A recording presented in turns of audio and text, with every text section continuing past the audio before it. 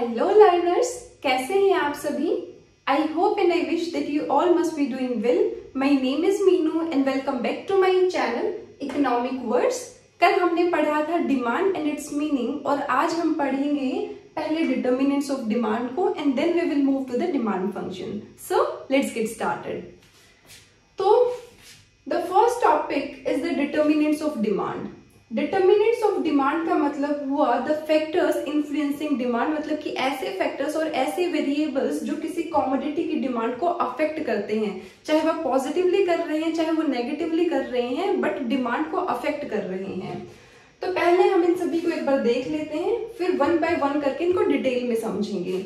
So the first factor और the first determinant of demand is the price of the product itself, मतलब कि जिस commodity को हम मार्केट में परचेज करने जा रहे हैं उसका खुद का price. Second is the price of related goods. Related goods का मतलब कि उस कमोडिटी से कुछ ना कुछ रिलेशन रखने वाले गुड्स जिनके प्राइस की इंक्रीज या डिक्रीज होने की वजह से उस कमोडिटी की डिमांड पर कुछ ना कुछ अफेक्ट होगा। Third is income of the consumer. Obviously income तो मैटर करेगी ही, अगर एबिलिटी टू पे ही नहीं होगी तो डिमांड कैसे क्रिएट करेंगे। Fourth is taste and preferences. हम उस कमोडिटी को पसंद करते हैं या नहीं करते हैं, that will also affect the demand for the commodity. And fifth is expectations about changes in prices in near future, मतलब कि फ्यूचर में उस कमोडिटी का प्राइस इंक्रीज होगा या डिक्रीज होगा, that will also affect the demand for the commodity at present. तो अब वन बाय वन करके इनको देखते हैं in detail. So the first and the most important determinant of demand is the price of the product और the price of the commodity itself. जिस commodity को हम परचेज करना चाहते हैं उसका खुद का प्राइस। अब एक कमोडिटी का प्राइस है 500 और एक कमोडिटी का प्राइस है 5000 और 50,000, तो ऑब्वियसली प्राइस में बहुत ज्यादा डिफरेंस है, तो प्राइस तो मैटर करेगा ही। मैटर कैसे करेगा या फिर प्राइस जो है डिमांड को कैसे अफेक्ट करता है कि there is an inverse relationship between the price of the product and its quantity demanded, कि हमेशा यह मानकर चलते हैं कि जब प्राइस इंक्रीज होगा किसी कमोडिटी का तो जो उसकी क्वांटिटी डिमांडेड है, मतलब कि उसकी जो डिमांड है वो क्या हो जाएगी, वो फॉल हो जाएगी। और जब भी प्राइस जो है फॉल होगा तो quantity demanded of that commodity will rise और विल इंक्रीज, मतलब कि इनवर्स रिलेशनशिप है। फॉर एग्जाम्पल लेट्स से आप एक चॉकलेट खरीदते थे जो कि है सिल्क। जब उसका प्राइस था 50 रुपीज तो आप 3 यूनिट्स ऑफ दिस चॉकलेट जो है परचेज करते थे। अब इसका प्राइस बढ़कर हो गया है 70 रुपीज, तो क्या अब आप सेम यूनिट्स को परचेज करोगे? बिल्कुल नहीं, आप इसका कंजप्शन जो है रिड्यूस कर दोगे, या तो आप 2 यूनिट्स परचेज करोगे या फिर आप 1 यूनिट परचेज करोगे, क्योंकि यह ह्यूमन बिहेवियर है। जब भी किसी कमोडिटी का प्राइस इंक्रीज होता है तो ऑटोमेटिकली हम उसका कंजप्शन जो है रिड्यूस कर देते हैं, मतलब कि उसकी डिमांड जो है कम हो जाती है। हर कमोडिटी के केस में ऐसा नहीं होता है, कुछ एक्सेप्शंस भी होते हैं, but most of the commodities के केस में ऐसा होता है कि जब प्राइस इंक्रीज होता है तो उसकी डिमांड फॉल हो जाती है, और जब प्राइस फॉल होता है तो उसकी डिमांड इंक्रीज हो जाती है। So we can say that price and demand के बीच में इनवर्स रिलेशनशिप होता है, मतलब कि there is an inverse relationship between the price of the product and the demand for the commodity. The next factor और the next determinant of demand is the price of the related goods. Related goods कौन से होते हैं? वे goods जो कुछ ना कुछ relation रखते हैं उस कमोडिटी के साथ जिसको हम परचेज करना चाहते हैं, मतलब कि जिनके प्राइस इंक्रीज या डिक्रीज होने की वजह से उस कमोडिटी की डिमांड पर कुछ ना कुछ अफेक्ट होगा, या तो उसकी डिमांड बढ़ेगी या उसकी डिमांड घटेगी। Now related goods are of 2 types, one is substitute goods and other is complementary goods. Substitute goods basically वो गुड्स होते हैं which can be use in place of one another, मतलब कि जिनको हम एक दूसरे की जगह पर यूज कर सकते हैं, इस्तेमाल कर सकते हैं। एक अगर मार्केट में अवेलेबल नहीं है या फिर एक का प्राइस इंक्रीज हो गया तो हम दूसरे को उसकी जगह पर परचेज कर सकते हैं। ये ऑलमोस्ट सेम होते हैं but are slightly different from each other. For example tea and coffee. हमें कॉफी चाहिए थी बट कई बार होता है कि मार्केट में नहीं मिलती है तो हम टी ले आते हैं। कोक एंड पेप्सी,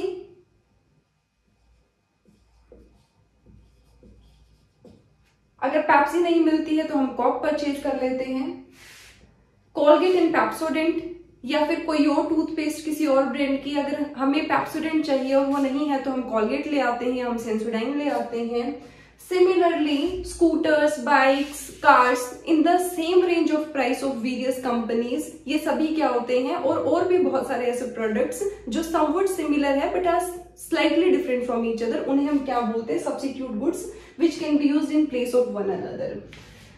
अब जो ये रिलेटेड गुड्स हैं, चाहे हम सब्स्टिट्यूट गुड्स की बात करें, चाहे हम बात करें कॉम्प्लीमेंट्री गुड्स की, जिसे मैं अभी समझाऊंगी आपको, इनके केस में हम क्या देखते हैं कि इनका प्राइस इंक्रीज या डिक्रीज होने की वजह से जिस कॉमोडिटी को हम परचेज करना चाहते हैं उसकी डिमांड पर क्या इफेक्ट होगा, वो इंक्रीज होगी या डिक्रीज होगी। For example, in case of substitute goods, let's suppose कि दो स्कूटर्स हैं, एक है एक्टिवा और दूसरा है जुपिटर। दोनों का प्राइस सेम है, दैट इज 80,000 रुपीज। आप अभी चाहे एक्टिवा परचेज करें चाहे जुपिटर परचेज करें, इट डजंट मैटर, क्योंकि हमें करना क्या है, राइड ही करना है। तो जो भी आपको इनमें से पसंद आए आप वो परचेज कर सकते हैं। बट अभी क्या हुआ कि एक्टिवा का प्राइस जो है बढ़ गया, 80,000 से बढ़कर हो गया 90,000। तो अब एक्टिवा के प्राइस के बढ़ने की वजह से जुपिटर के प्राइस पर जुपिटर की डिमांड पर क्या अफेक्ट होगा, हमें यही देखना है इन केस ऑफ रिलेटेड गुड्स। तो जब एक्टिवा का प्राइस इंक्रीज हुआ फ्रॉम 80,000 टू 90,000, तो एक्टिवा की डिमांड पर क्या अफेक्ट होगा, एक्टिवा की डिमांड हो जाएगी रिड्यूस। क्यों? क्योंकि प्राइस और quantity demanded of the commodity में क्या होता है, इनवर्स रिलेशनशिप, अभी हमने देखा था। तो एक्टिवा का प्राइस इंक्रीज हुआ तो एक्टिवा की डिमांड क्या हो जाएगी, रिड्यूस। बट जुपिटर की डिमांड क्या हो जाएगी, इंक्रीज, क्योंकि इसके सब्स्टिट्यूट गुड जो कि एक्टिवा है उसका प्राइस क्या हो गया है, increase. That's why now people will start buying more of it. अब लोग ज्यादा जुपिटर को परचेज करना स्टार्ट कर देंगे क्योंकि एक्टिवा जो है महंगी हो गई है। वहीं पर अगर एक्टिवा का प्राइस 80,000 की जगह हो जाता है 70,000, कम हो जाता, तो एक्टिवा की डिमांड इंक्रीज हो जाती, क्योंकि प्राइस कम होने पर उस कमोडिटी की डिमांड इंक्रीज होती है। और सब्स्टिट्यूट गुड पर क्या इफेक्ट होता, जुपिटर की डिमांड क्या हो जाती, फॉल। आपका एक कमोडिटी का सब्स्टिट्यूट गुड अगर महंगा होगा तो उसकी डिमांड इंक्रीज होगी, अगर सस्ता होगा तो उसकी डिमांड जो है फॉल होगी। So we can say that in case of substitute goods, quantity demanded of a commodity or of the given commodity is positively related with the price of its substitute good। मतलब कि positive relationship होता है between the quantity of the commodity और demand और price में substitute goods के case में क्या होता है, positive relationship, positive relation between quantity demanded of the commodity of the given commodity and price of its substitute good।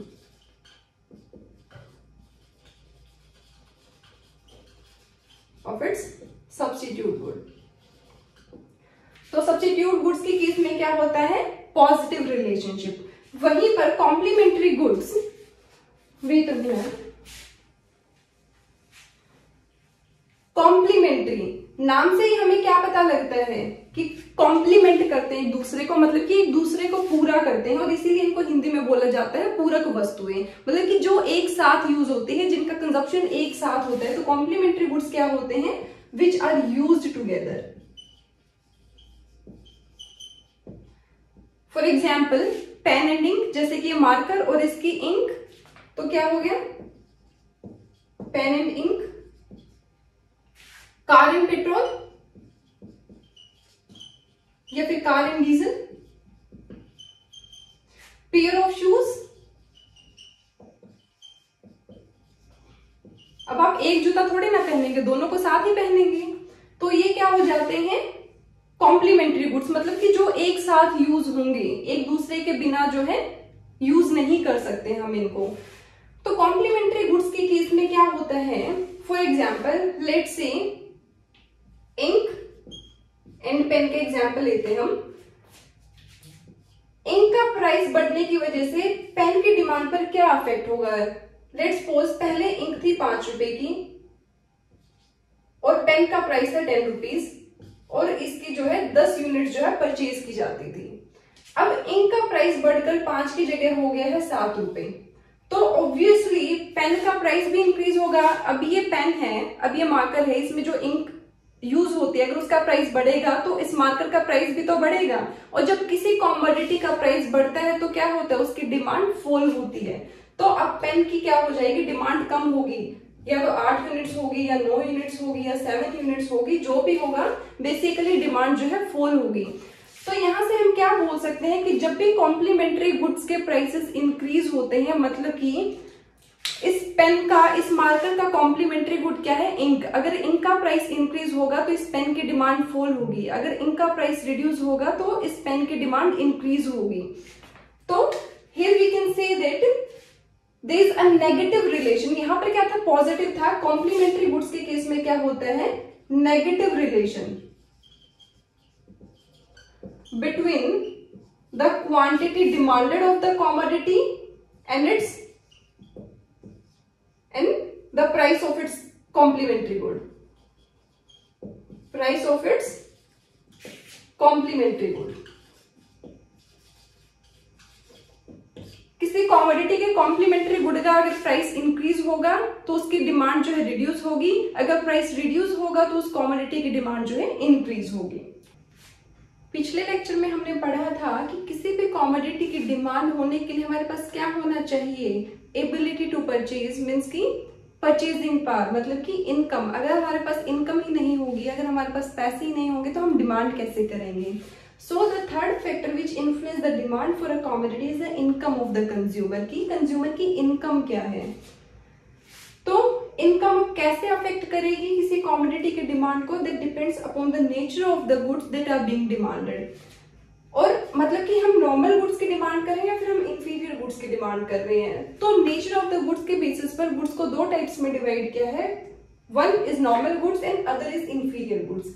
Normal goods वो goods होते हैं जिनकी डिमांड बढ़ती है विद इंक्रीज इन इनकम और जिनकी डिमांड घटती है विद डिक्रीज इन इनकम। मतलब कि जब इनकम बढ़ी तो इनकी डिमांड बढ़ जाएगी और जब इनकम घटी तो इनकी डिमांड जो है घट जाएगी। On the other hand inferior goods are those goods जिनकी डिमांड घटती है विद इंक्रीज इन इनकम और डिमांड बढ़ती है with decrease in income. Means there is an inverse relationship between the income of the consumer and quantity demanded of the inferior goods. Income जैसे ही बढ़ेगी inferior goods की demand वैसे ही घट जाएगी, इनकम जैसे ही घटेगी इन गुड्स की डिमांड वैसे ही बढ़ जाएगी। इंफीरियर गुड्स बेसिकली जिनको हम थोड़ा सा लो क्वालिटी गुड्स मानते हैं। फॉर एग्जाम्पल इसको ऐसे समझिए कि आपकी इनकम जब 20,000 है तो आप समर्स में क्या यूज करते हैं, आप फैन का यूज करते हैं समर्स में। बट अब क्या हुआ, आपकी इनकम बढ़ गई, आपकी इनकम बढ़कर हो गई 30,000। अब आपने क्या किया, आपने एक कूलर जो है परचेज कर लिया। फर्दर आपकी इनकम बढ़ गई 30,000 से 40,000। आपने क्या किया, एक और कूलर परचेज कर लिया दूसरे रूम के लिए। तो इन दिस केस फैन क्या हो गया, फैन हो गया एक इंफीरियर गुड जिसकी डिमांड क्या हुई, घट गई जैसे ही कंज्यूमर की इनकम जो है बढ़ी फ्रॉम 20,000 टू 30,000। और कूलर क्या हो गया, कूलर हो गया एक नॉर्मल गुड जिसकी डिमांड जो है बढ़ी जैसे ही इनकम बढ़ी। पहले फैन यूज कर रहे थे जब इनकम कम थी, जैसे ही इनकम बढ़ी वैसे ही उन्होंने स्विच कर लिया टू कूलर। मतलब कि कूलर इस केस में क्या हो गया, एक नॉर्मल गुड, क्योंकि इसकी डिमांड बढ़ी है जैसे इनकम बढ़ी। फर्दर 30,000 से 40,000 हुई तो एक और कूलर परचेज कर लिया। तो कूलर क्या हो गया इस केस में, नॉर्मल गुड, और फैन क्या हो गया इस केस में, इंफीरियर गुड। तो नॉर्मल गुड्स की डिमांड बढ़ती है with increase in income and घटती है with decrease in income. Means there is a positive relationship between the quantity demanded of the normal goods and consumer of the income. Whereas inferior goods के case में क्या होता है, inverse relationship होता है, negative relationship होता है between the income of the consumer and quantity demanded of the commodity. Next are taste and preferences. Taste and preferences का मतलब हुआ जब किसी कॉमोडिटी को कंज्यूम करना आपको अच्छा लगता है, आपको उसके कंजप्शन से सेटिस्फेक्शन मिलता है, तो we can say that you have taste and preferences in favour of that commodity. और जब भी किसी कॉमोडिटी के फेवर में हमारे टेस्ट एंड प्रेफरेंसेस होते हैं तो उसकी डिमांड क्या होती है, उसकी डिमांड इंक्रीज होती है चाहे उसका प्राइस इंक्रीज हो जाए। फॉर एग्जाम्पल लेट्स से कि आपको आइसक्रीम का कोई पर्टिकुलर फ्लेवर बहुत पसंद है, अगर उस फ्लेवर का प्राइस कंपनी इंक्रीज भी कर देगी तो भी आप उसकी डिमांड करोगे, क्योंकि वह आपको सेटिस्फेक्शन दे रहा है। You have taste and preferences in favour of that commodity. तो टेस्ट एंड प्रेफरेंसेस का क्या होता है, डायरेक्ट रिलेशन होता है with the demand of the commodity. Taste and preferences favourable होंगे तो डिमांड क्या होगी, बढ़ेगी। अगर टेस्ट एंड प्रेफरेंसेस अनफेवरेबल होंगे तो डिमांड क्या होगी, घटेगी। The fifth factor that affects the demand for a commodity is the expectations about changes in prices in near future. इसको ऐसे समझिए कि जब हमें लगता है कि फ्यूचर में किसी कमोडिटी का प्राइस इंक्रीज हो सकता है तो हम एट प्रेजेंट प्राइसेस पर उसके क्या करते हैं, उसकी डिमांड को इंक्रीज कर देते हैं। और जब भी हमें लगता है कि फ्यूचर में किसी कमोडिटी का प्राइस कम हो सकता है, मतलब कि वह सस्ती हो सकती है, तो हम एट करंट प्राइसेस पर उसकी डिमांड को जो है रिड्यूस कर देते हैं। फॉर एग्जाम्पल, आपको एक वीडियो गेम लेना है जिसका प्राइस है 5000 अभी, लेकिन आपको लगता है कि फ्यूचर में, मतलब कि एक महीने के बाद इसका प्राइस जो है 3000 हो सकता है, मतलब कि 2000 रुपए जो है कम में आप इस वीडियो गेम को परचेज कर सकते हैं। तो क्या आप at current price of 5000 rupees इस वीडियो गेम को परचेज करेंगे? Then the answer is no, you will wait for the price to fall, कि जब 3000 का हो जाएगा तो मैं इसे परचेज करूंगा। ऑन द अदर हैंड, दूसरा केस, आपको लगता है कि एक महीने बाद इसका प्राइस जो है 6000 हो जाएगा, तो आप क्या करेंगे, करंट प्राइसेस पर इसकी डिमांड क्रिएट करेंगे, करंट हायर प्राइसेस पर ही इसको जो है परचेज करेंगे। तो जब भी हमें लगता है कि फ्यूचर में किसी कमोडिटी की डिमांड किसी कमोडिटी का प्राइस जो है इंक्रीज हो सकता है, तो हम उसकी करंट प्राइसेस पर डिमांड बढ़ा देते हैं। और किसी कमोडिटी का प्राइस अगर फ्यूचर में कम हो सकता है, मतलब कि कोई कमोडिटी सस्ती हो सकती है, तो करंट प्राइसेस पर हम उसकी डिमांड को क्या कर देते हैं, रिड्यूस कर देते हैं। तो ये सभी तो क्या थे, डिटर्मिनेंट्स थे, means factors that influence the demand for a commodity of an individual. जो क्या थे, price of the product itself, price of the related goods जो कि क्या थे, substitute goods and complementary goods. Substitute goods जो हमें एक दूसरे की जगह पर यूज कर सकते हैं, और इनके केस में क्या था, प्राइस अगर इंक्रीज होता है एक का तो दूसरे की डिमांड इंक्रीज होती है, अगर एक का प्राइस रिड्यूस होता है तो दूसरे की डिमांड क्या होती है, फॉल होती है। मतलब कि प्राइस और डिमांड के बीच में क्या है, पॉजिटिव रिलेशनशिप है between the substitute goods. Whereas complementary goods के केस में क्या था, अगर एक का प्राइस इंक्रीज हुआ, इस मार्कर की इनका प्राइस इंक्रीज हुआ तो मार्कर की डिमांड फॉल होगी, अगर इनका प्राइस जो है फॉल होगा तो मार्कर की डिमांड क्या होगी, इंक्रीज होगी। मींस नेगेटिव रिलेशन और इनवर्स रिलेशनशिप है between the quantity demanded of a commodity with the price of its complementary good. Third is income of the consumer. Income of the consumer depend करते हैं on the nature of the goods. एक है normal goods और एक है inferior goods. In normal goods जब income increase होगी तो क्वांटिटी डिमांडेड इंक्रीज होगी, इनकम डिक्रीज होगी तो क्वांटिटी डिमांडेड जो है डिक्रीज होगी। इंफीरियर गुड्स के केस में इनवर्स रिलेशनशिप होता है between income of the consumer and quantity demanded of the commodity. Income increase हुई, क्वांटिटी डिमांडेड फॉल हो जाएगी, इनकम डिक्रीज हुई, क्वांटिटी डिमांडेड जो है डिक्रीज हो जाएगी, इंक्रीज हो जाएगी। Fourth is the taste and preferences. क्या होता है, डायरेक्ट रिलेशनशिप। कोई चीज पसंद है उसकी डिमांड करेंगे, कोई चीज पसंद नहीं है उसकी डिमांड नहीं करेंगे। Fifth is the expectations about changes in prices in near future. अभी बताया था, फ्यूचर में कोई चीज सस्ती होगी तो उसकी डिमांड अभी क्या होगी, फॉल हो जाएगी। फ्यूचर में कोई चीज महंगी होने की एक्सपेक्टेशंस है तो उसकी डिमांड अभी जो है करंट प्राइसेस पर इंक्रीज हो जाएगी। तो ये तो थे डिटर्मिनेंट्स ऑफ इंडिविजुअल डिमांड। यहीं से अब हम क्या निकाल सकते हैं, इंडिविजुअल डिमांड फंक्शन। तो डिटर्मिनेंट्स पढ़ने के बाद हम वहां से क्या निकाल सकते हैं, इंडिविजुअल डिमांड फंक्शन। फंक्शन किसी भी चीज का क्या शो करता है, रिलेशनशिप। क्या शो करता है, रिलेशनशिप।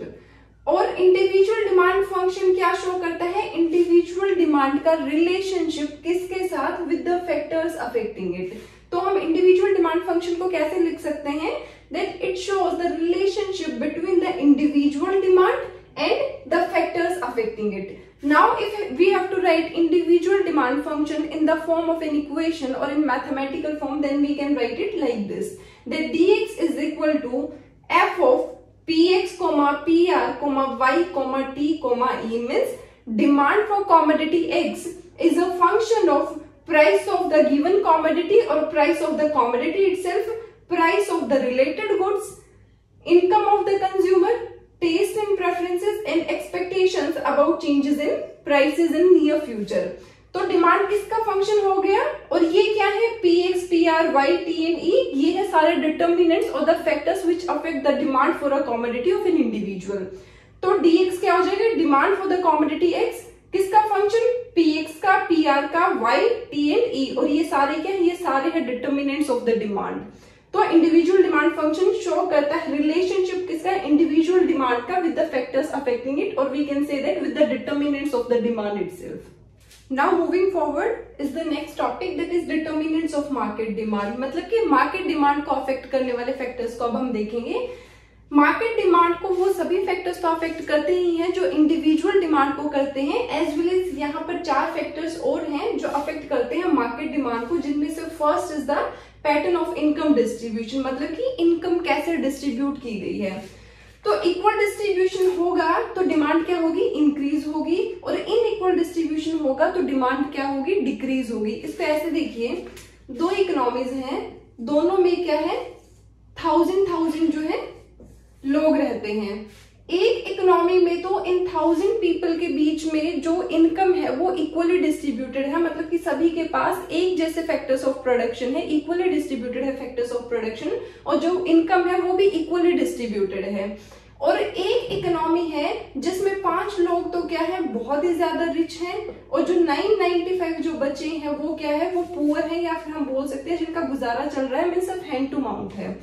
तो अब आप बताइए कि एक इकोनॉमी जिसमें सभी के पास लगभग एक जैसी इनकम है, उसकी डिमांड ज्यादा होगी या फिर उस इकोनॉमी की ज्यादा होगी जिसमें सिर्फ 5 लोग रिच है और बाकी जो 995 है वो क्या है, वो पुअर है, या फिर जो सिर्फ नेसेसरी गुड्स की जो है डिमांड कर पा रहे हैं। तो ऑब्वियसली जिसमें इक्वली डिस्ट्रीब्यूटेड इनकम है या फिर equally distributed factors of production है, उसकी डिमांड ज्यादा होगी in comparison to an economy जिसमें क्या है, इनकम डिस्ट्रीब्यूशन इनइक्वल है। तो जब इक्वल डिस्ट्रीब्यूशन होगा तो डिमांड क्या होगी, इंक्रीज होगी, क्योंकि सभी लोग डिमांड जो है ज्यादा कर पाएंगे, और इनइक्वल डिस्ट्रीब्यूशन होगा तो डिमांड क्या होगी, रिड्यूस होगी, क्योंकि डिमांड ज्यादा कहां से आएगी, सिर्फ रिचर सेक्शन की तरफ से, जो पुअरर सेक्शन है उसकी तरफ से डिमांड जो है बहुत कम आएगी, और अगर आएगी तो सिर्फ नेसेसिटीज के लिए आएगी। Next is composition of population और demographic structure.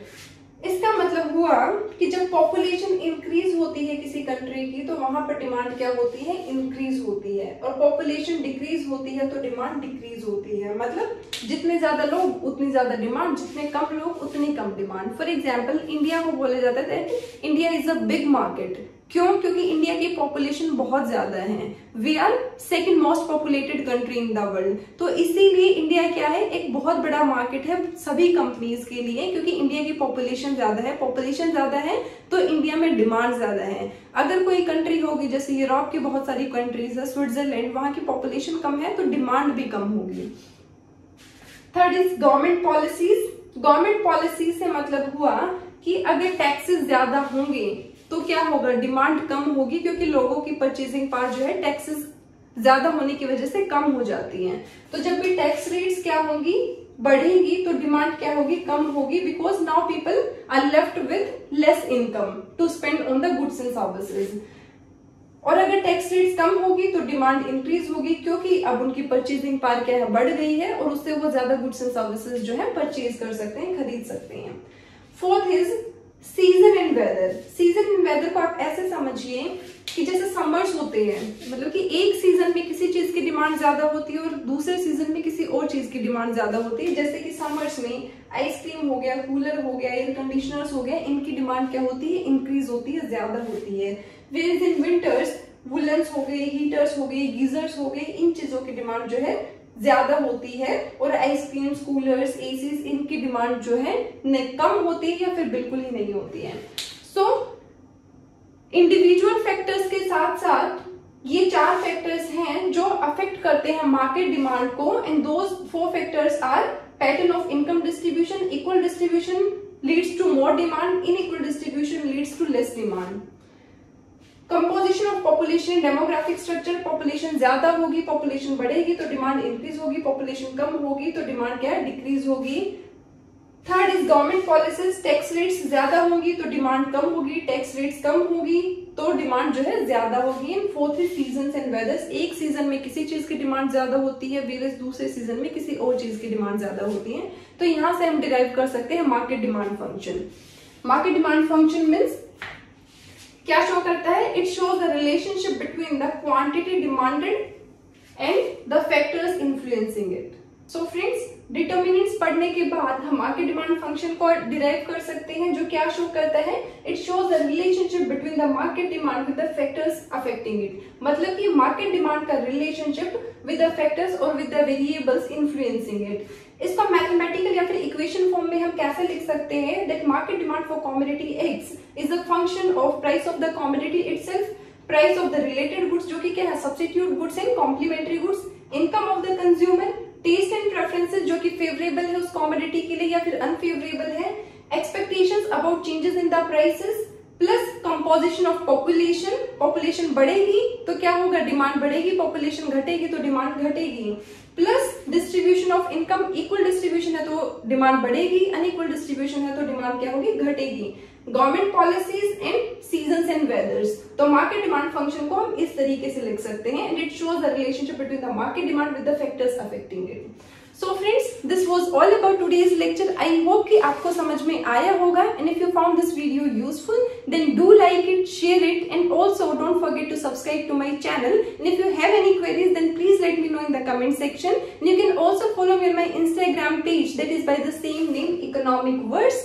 So see you soon in the next video. Till then, keep watching and keep learning with Economic Words.